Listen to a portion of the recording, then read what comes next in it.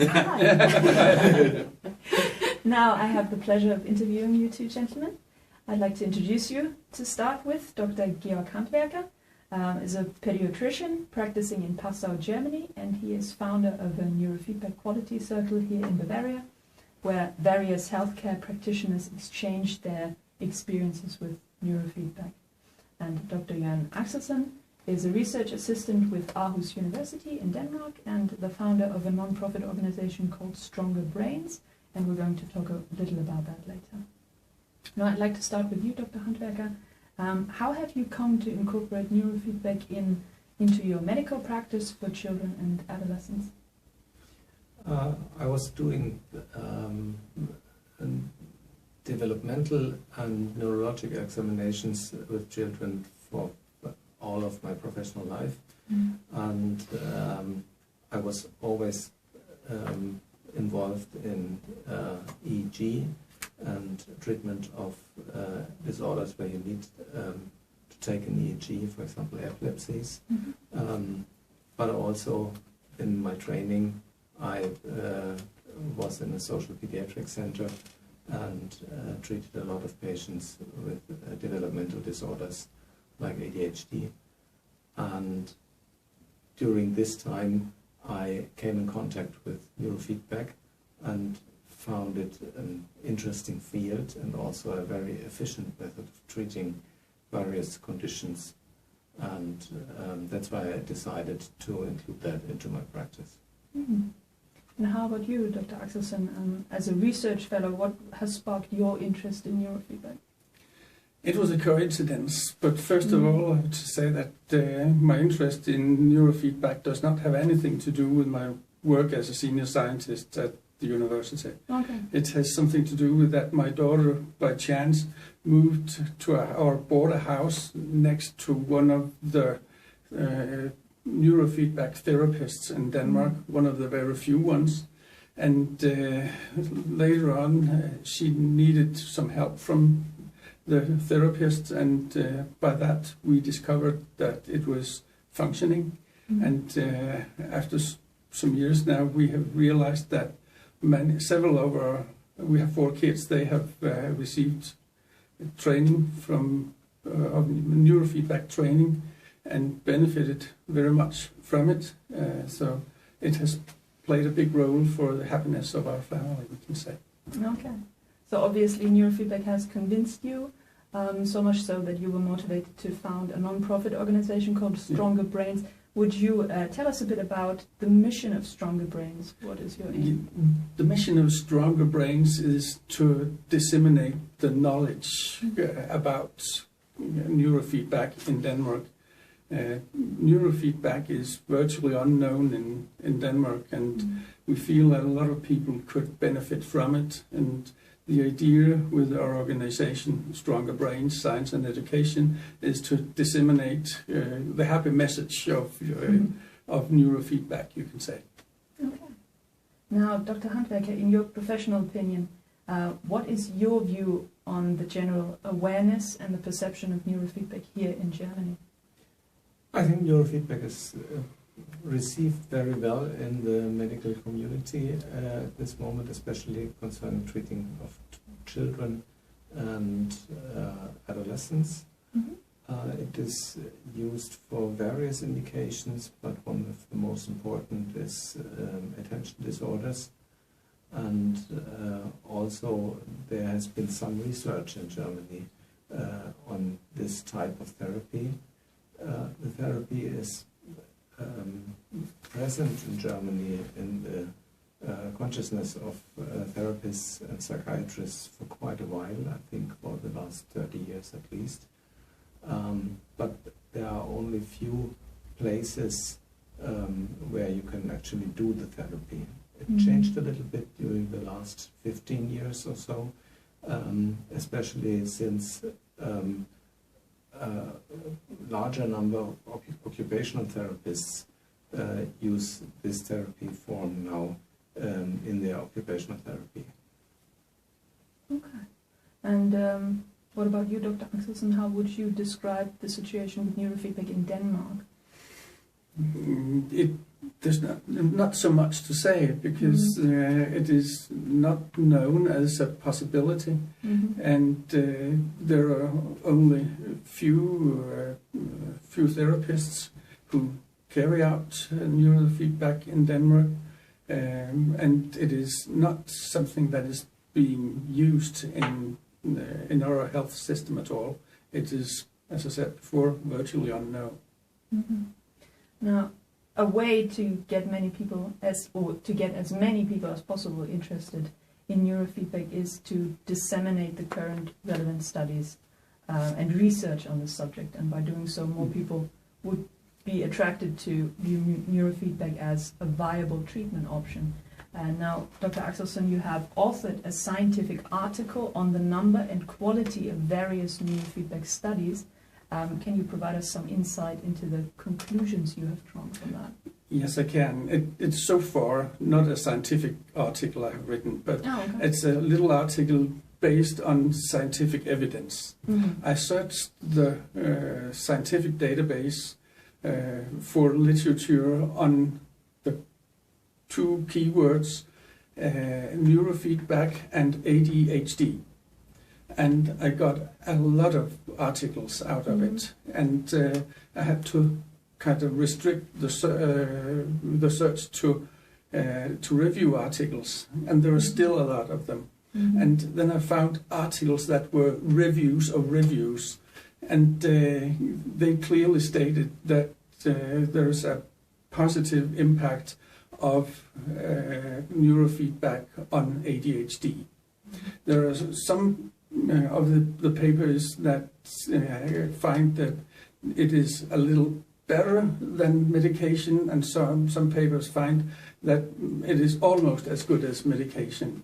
But generally speaking, the conclusion is that you can help ADHD by aid of neurofeedback, and there's a lot of evidence for it. Okay. And do you believe that publishing this work on a Danish platform could lead to greater recognition of neurofeedback as a viable treatment option? I expect yes, but so far I don't really know exactly where to send it, but I've been thinking of it these 2 days here in Munich, and now I believe I know where to send it. I'm at least going to try it. Okay. Yeah. I'm going to try to have some impact at least. Yeah. Thank you. Now, neurofeedback has been included in the treatment guidelines in Germany. Dr. Handwerker, could you elaborate on what steps can be taken to encourage a wider adoption of neurofeedback among healthcare professionals in the future? I think you are alluding to the level S3 guideline for the treatment of ADHD, Yes. which was published, I think, 2 or 3 years ago. And in this guideline, neurofeedback is mentioned as one option for treatment of ADHD in the frame of a multimodal treatment for ADHD. Now, as we know, ADHD is diagnosed in Germany with a child psychiatric professional, or with a pediatrician, or with a SPZ, Social Pediatric Center. So there are different institutions and medical professionals who do the diagnosis of this disorder. And I think the people working in this field are mostly aware that neurofeedback is an option. We see it as an option amongst others. We feel that neurofeedback has a maybe greater effectiveness than other psychological interventions, but it has less effect than a medical intervention, like a medication. There are, as you already said, a number of studies and reviews and meta-studies out there. I would point to the articles of Martin Arns from Nijmegen in Holland. He did excellent research on this field, and there's an important article published 2020, so some 2 years ago, about comparison of effect size of neurofeedback to the effect sizes found for various interventions in the MTA study, which is one of the most important studies for treatment of ADHD done ever. This is an American study. And I think from the medical doctors, the awareness for neurofeedback is there. A big problem is that there are not so many providers of neurofeedback. So I think although we have a number of occupational therapists who do provide neurofeedback, and although we have some neurofeedback treatment opportunities at child psychiatric hospitals and at social pediatric centers, still the waiting lists are very long, and usually children tend to wait 3 or 6 months or even longer to get a treatment place. So I think that's the biggest problem at the moment. Also, it makes sense to put the neurofeedback into a position in the frame of multimodal treatment. So usually if a child is newly diagnosed with ADHD, the question is, what is the first intervention? And in many cases, in my opinion, good first intervention would be neurofeedback. So it's a problem if you have to wait half a year for this first intervention. Or it is even unavailable, as in Denmark, or very difficult to get. I see. Now that different neurofeedback methods, and Dr. Handwerker, have all of them been equally studied and evaluated? No, you couldn't say that. There are methods which are evaluated quite well, especially band training protocols are studied in a number of trials, even with a control group or blind control group. Especially the band trainings have studies like that, and also the SCP trainings have a number of well-done studies of good quality that prove that there is an effect. There are not so many studies on the Z-score training protocols, which are protocols based on a statistical deviation of the mean of some characteristics of the EEG. But I would point to a work of Hugo Perez there. We can link it in the show notes. He did a comparison between a beta-theta training, which is the standard band protocol training for ADHD, to a Z-score training in the same region of the brain. And he measured the theta-beta ratio before and after a number of treatments. And he found out that actually the effect of the Z-score training was better than the band training. So this is only a study with a small number of participants, but is, I think, a good example of how you could do a study with these scores with patients in a similar way. The big problem with Z-score training is that it's tailored individual training. So depending on the symptoms and the diagnosis of the patient, it can be likely, depending on the therapist of course, that for the same diagnosis you may get very much varying protocols used because of different symptoms under the same diagnosis. So there are types of neurofeedback that are tailored very individually, and this type of neurofeedback has not so many randomized or controlled studies as the protocols who are rather tailored like medication. So if you get diagnosis A, you get treatment B. Okay, yeah. I see. And Dr. Axelsen, do the results of neurofeedback studies vary for different psychiatric conditions? I don't have to confess, I don't know so much about that, because what I have tried to look for in the literature was only ADHD. Yeah, So okay. I've not been trying other problems. I've not been diving deeply into that. Okay. Could So, you comment on that? If the results of neurofeedback studies vary for different psychiatric conditions, like it's better for in some- general, there is a lot of material, or a lot of published material on ADHD, and it's much less for other conditions. Mhm. So if you're looking up, for example, neurofeedback and depression, Mhm. you will find some studies, but much less than for ADHD. Okay. So the evidence is quite large for ADHD and epilepsy, for Mhm. those two conditions, especially for focal epilepsy. And the evidence is much less for other conditions.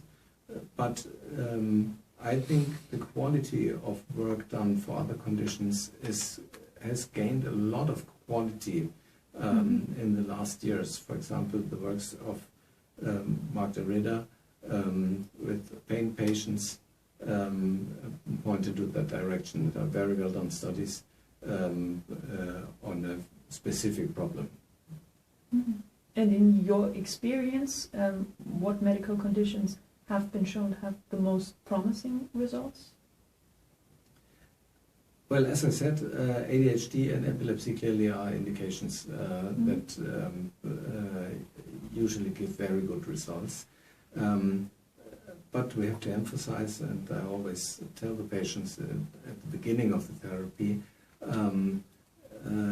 neurofeedback is, in my opinion, not a means to avoid medication, but is one puzzle piece of the general therapy concept. Now, neurofeedback therapists must be well trained and should have a thorough understanding of the various methods. What advice would you give to individuals who seek a qualified practitioner? Well, I think one point would be that you carefully look at the information you get from the practitioner. Usually the practitioner should state where he gained his training. There are various institutions in Germany who provide training for neurofeedback, and usually the practitioners link to that institution where they got the training. Also, one important point would be if a practitioner takes part in educational, in ongoing educational things like quality circles or learning new methods of neurofeedback. I think these 2 points would be very important. And another point would be to look at what are the promised benefits. A good practitioner would never promise you, I will do it without medication, or I will do it without a doctor. Or you will get this result. Or you will get this and that result, right? Exactly. Yeah. Okay. I have an additional question to that, which we did not prepare beforehand. What should patients expect from neurofeedback, or what can they expect, and what is like an unrealistic expectation that people bring to the table? I tell my patients usually that they probably should know after 5 or 6 sessions if neurofeedback is good for them or not. If it's not good in the first 1 or 2 sessions, then probably the practitioner will switch the method of training, maybe only the method of feedback. It could also be a problem of the type of feedback chosen. But usually, if you feel some effects, you will feel them after the first 5 or 6 sessions or so. If it comes to measurable feedback effects, neurofeedback effects, it depends on the method. So in the guideline you mentioned earlier, there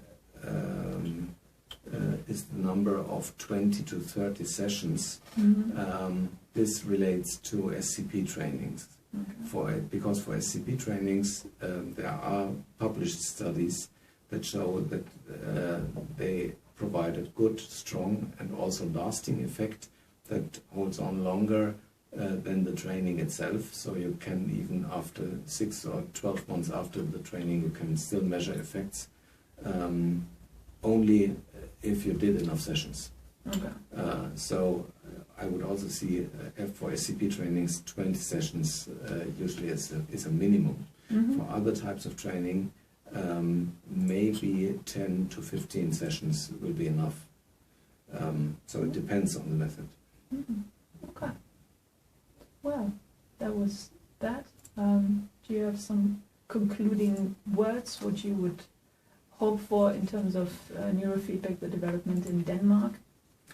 I definitely hope that it will get possible to get neurofeedback training through the public health service, so that it is getting available for everybody who needs it. That would be great. That would be a great achievement. Okay. And in Germany, what would you say? What is the hope for the future when it comes to neurofeedback?